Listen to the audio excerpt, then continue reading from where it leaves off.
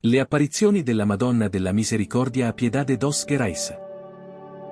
Il 19 settembre 1987, in una tranquilla fattoria brasiliana dello stato di Minas Gerais, vivevano il signor Antonio, sua moglie Maria José e i loro 7 figli: Irene, Noca, Geraldo, Ladino, Irenice, Nizina, Marilda, Euclides, Digao, Giuliana e Antonio Augusto, Tonino. Tutto procedeva come di consueto.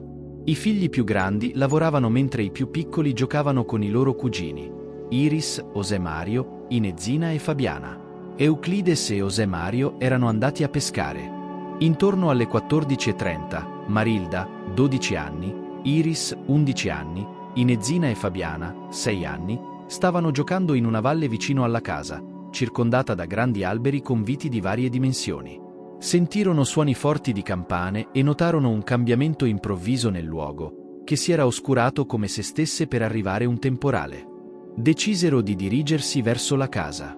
Mentre lasciavano la valle, videro il sole splendere di nuovo e chiamarono Giuliana, che era in casa, per vedere cosa stava succedendo. Quando tornarono nella valle, Marilda, Iris e Giuliana si spaventarono perché videro quella che credevano essere un fantasma fluttuare nell'aria. Corsero subito a chiamare il padre, che perquisì la zona con un macete, ma non trovò nulla. Dopo essere state rimproverate dal padre, signor Antonio, le ragazze raccontarono ciò che avevano visto. Iris disse che l'apparizione indossava abiti bianchi, Giuliana notò che aveva una testa bianca, e Marilda vide che i suoi piedi nudi non toccavano terra, ma si posavano su una piccola nuvola simile al cotone. Fabiana e Inezina non avevano visto nulla. Guidate dal padre, le ragazze tornarono sul posto insieme alla sorella maggiore, Irenice, per pregare e chiedere protezione a Dio. Mentre recitavano il Padre Nostro, Giuliana, Iris e Marilda esclamarono all'unisono di vedere una bellissima donna in paradiso.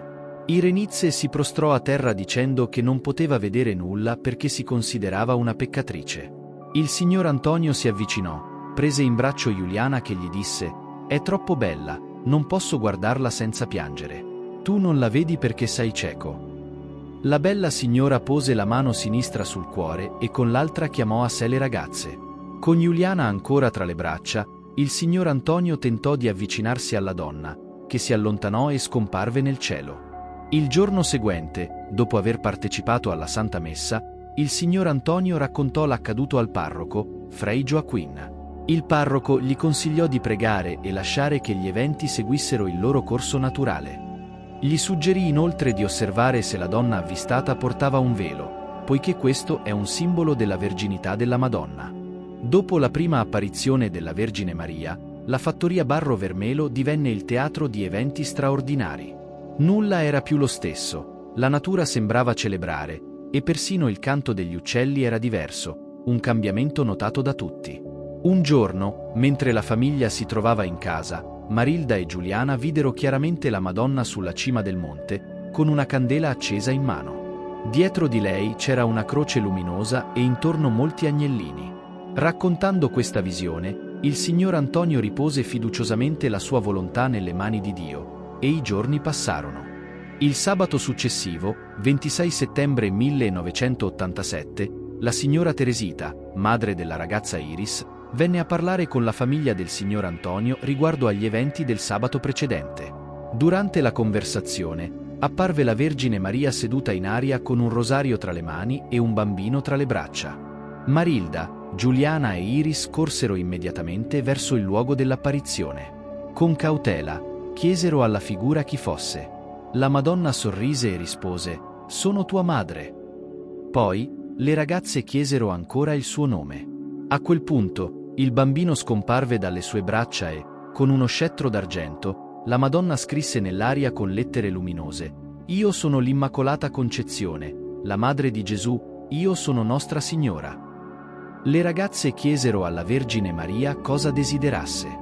Nelle sue mani apparve una sfera oscura con una croce luminosa sopra. Poi mostrò una candela accesa e un mazzo di rose bianche con una sola rosa rossa al centro. Chiese loro di andare a messa, di pregare molto e di essere presenti ogni sabato alle 14:30. Inizialmente, la Beata Vergine Maria scriveva i messaggi nell'aria. Marilda e Iris li leggevano ad alta voce, mentre Giuliana, che non sapeva leggere, ascoltava e trasmetteva il messaggio alla gente insieme a Marilda e Iris. Così, le apparizioni cominciarono a verificarsi ogni sabato, poi anche la domenica, fino a diventare quotidiane. Poi mostrò una candela accesa e un mazzo di rose bianche con una sola rosa rossa al centro. Chiese loro di andare a messa, di pregare molto e di essere presenti ogni sabato alle 14:30. I messaggi portarono la spiegazione dei simboli della seconda apparizione. La sfera nera rappresenta il mondo nell'oscurità. La croce luminosa sopra ci ricorda che Gesù ha sacrificato la sua vita per noi. La candela accesa simboleggia che solo la luce di Cristo può salvare l'umanità. Il mazzo di rose bianche con una rosa rossa al centro indica che tutti condividono lo stesso sangue di suo figlio Gesù. Il bambino tra le braccia rappresenta tutti i figli di Dio. Il rosario simboleggia l'urgente richiesta di preghiera e conversione. Quasi 3 mesi dopo la prima apparizione, la fattoria Barro Vermelo venne ribattezzata Valle dell'Immacolata Concezione da un sacerdote e iniziò ad accogliere un gran numero di persone. Nel pomeriggio dell'8 dicembre 1987, circa 3.000 persone si recarono sul luogo delle apparizioni, aspettando i segni che il cielo avrebbe dato quel giorno. Durante il messaggio, le rose cambiarono colore, gli alberi ondeggiarono e si piegarono a terra. Alcuni alberi portarono frutti o si riempirono di fiori. Un acquazzone bagnò tutti i presenti, tranne le ragazze. Dopo il messaggio, il sole brillò luminoso e molti ebbero visioni. In modo inspiegabile, come a Fatima in Portogallo, i vestiti di tutti erano asciutti e la terra era completamente asciutta. Durante quell'occasione, la Vergine Maria disse: Il grande segno è Gesù Eucaristia, il resto sono doni. Le cose più belle della vita non si vedono né si toccano, ma si sentono con il cuore. Dove sono molti di coloro che hanno assistito a tanti segni del cielo e quelli che si sono convertiti. Nel giorno del compleanno del signor Antonio, il cielo gli fece un regalo speciale, il suo figlio più piccolo, Antonio Augusto, che aveva 5 anni, Euclides, che ne aveva 10, e Fabiana, la loro cugina, di 6 anni, ricevettero la grazia di ascoltare, vedere e parlare con la Beata Vergine. Anche José Mario, fratello di Iris e cugino degli altri, vide l'ombra della Madonna e, insieme agli altri, ascoltò la voce angelica della Regina del Cielo. Da quel momento, la Vergine smise di trasmettere i messaggi scrivendo nell'aria. Fino ad allora, Marilda, Giuliana e Iris trasmettevano insieme i messaggi.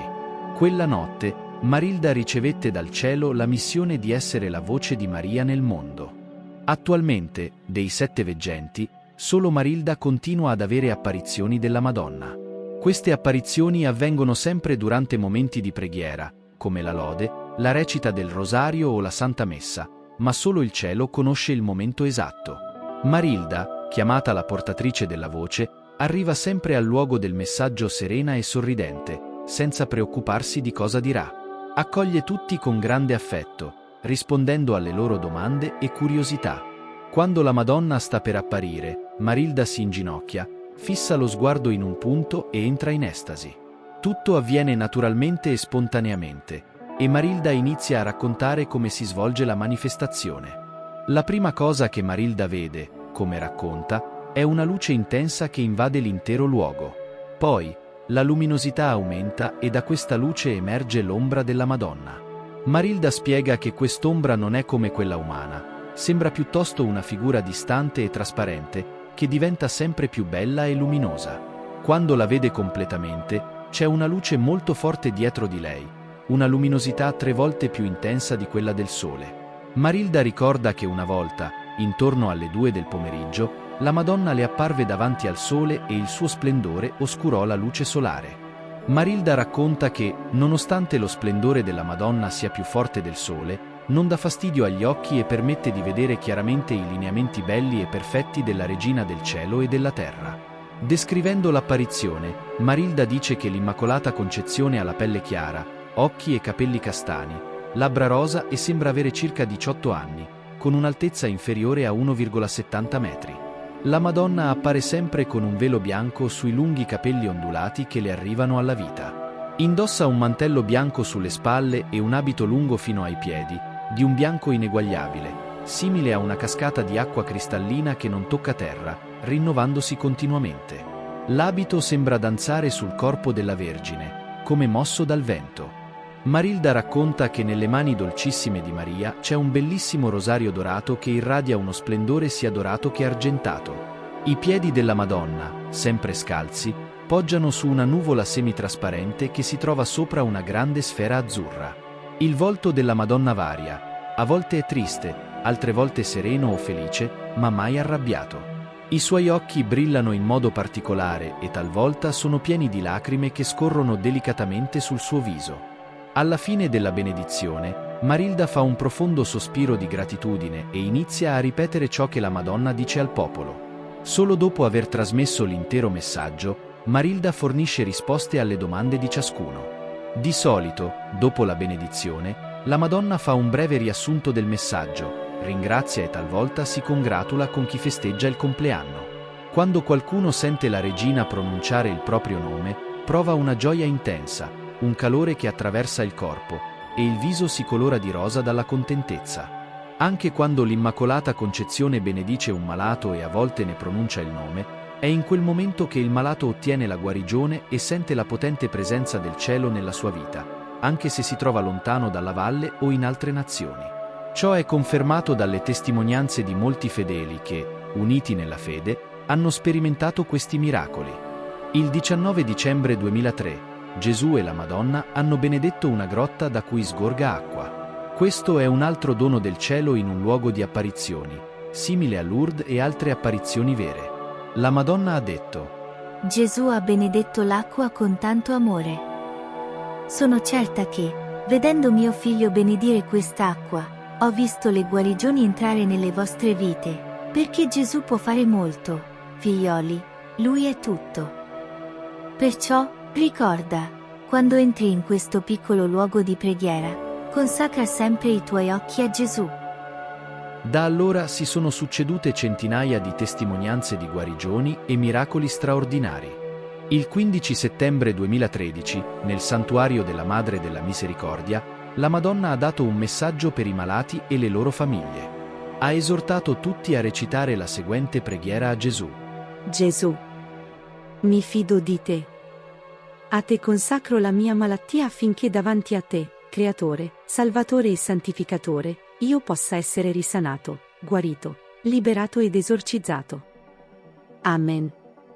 Ha invitato a iniziare a pregare questa preghiera di consacrazione per diventare leggeri e sereni, sia nel portare la croce che nel ricevere cure e grazie. Questa preghiera è rivolta a chi soffre di malattie fisiche, dell'anima o dello spirito. Nei suoi messaggi, Maria chiede una sincera conversione a Dio, amandolo con tutto il cuore e amando il prossimo come noi stessi, senza giudicare le colpe degli altri, ma guardando al loro cuore, che è immagine e somiglianza di Dio. Chiede di praticare la carità reciproca, poiché la carità apre le porte del regno dei cieli, e invita ad avere fede. Maria, esempio di umiltà, ci insegna a superare l'orgoglio, che è la radice di tutti i peccati, e ci incoraggia a essere miti e silenziosi, ricordando che Gesù ha vinto nel silenzio. Se viviamo secondo gli insegnamenti e le richieste della Madonna, vivremo ogni giorno come ci dice Gesù nel Vangelo, che è parola di salvezza.